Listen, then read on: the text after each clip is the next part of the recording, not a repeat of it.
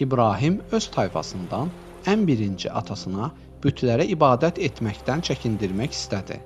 Bir gün atasının yanına gələrək mülayim səslə dedi: Atacan, nə üçün bu bütlərə ibadət edirsən? Onlardan kömək istəyirsən. Axı bu bütlər nə danışa, nə də eşidə bilirlər. Nə üçün onlara yemək və su verirsən? Axı bu bütlər nə yeyə, nə də içə bilirlər. Atası çaşqınlıq və qəzəb içində: Oğlum, bu bütlərə atalarımız da ibadət edirlər, biz də edirik. Yoxsa sən onları inkar edirsən? Çıx get buradan, yoxsa səni öldürərəm. deyə qışqırdı. İbrahim atasının Allahın doğru yoluna gəlməyəcəyini anladı. Lakin atasının təhdidləri qarşısında yenə də mülayimlik göstərdi. Atasının doğru yola gəlmədiyini görən İbrahim günlərin bir günü sakit bir şəkildə Sənə salam olsun. deyib ondan uzaqlaşdı. Bütə ibadət edənlərin hər il qeyd etdikləri bayram günü gəlmişdi. Hər kəs çox sevinirdi. Böyüklər və uşaqlar dəstə-dəstə şəhər kənarına gedirdilər. İbrahimin atası ona bayrama getməyi təklif etdi.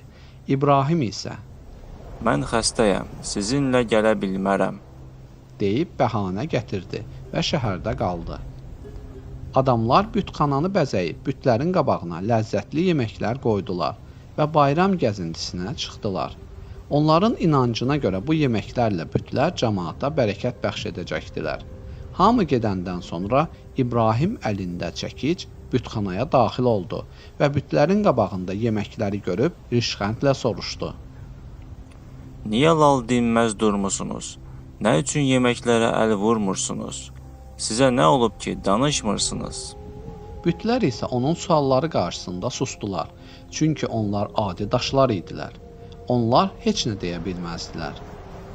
Beləcə İbrahim bütlərə yaxınlaşıb sağ əli ilə zərbə endirdi. Sonra isə əlindəki çəkiclə onları bir-bir qırmağa başladı.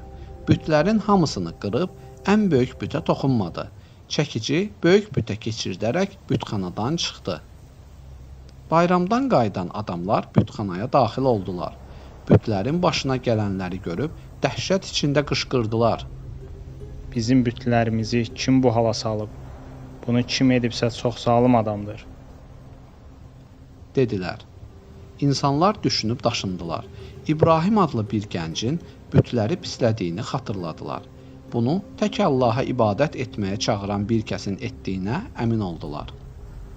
Qəzəblənmiş insanlar İbrahimin yanına getdilər, Bütlərimizi sən mi qırdın? deyə soruşdular. İbrahim də elə bunu gözləyirdi. İndi o fürsətdən istifadə edib bütlərə ibadət etməyin puçluğunu göstərəcəkdi. İbrahim özünü itirmədən böyük bütü göstərdi. Xeyr, bunu onların bu böyüyü etmiş olar. Çünki çəkic ondadır.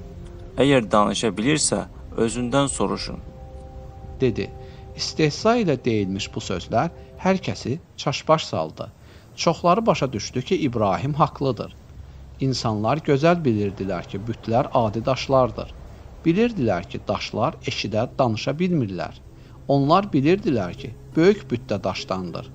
Böyük büt yeriyə bilməz, yerindən tərpənə bilməz, digər bütləri sındıra bilməz.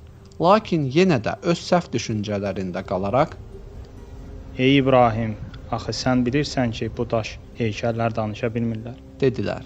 İbrahim dedi: Elə isə danışa bilməyən, özlərini belə qoruya bilməyən bütlərə necə səcdə edirsiniz? Allahı qoyub özlərinə kömək edə bilməyən bu daşlardan necə kömək istəyirsiniz?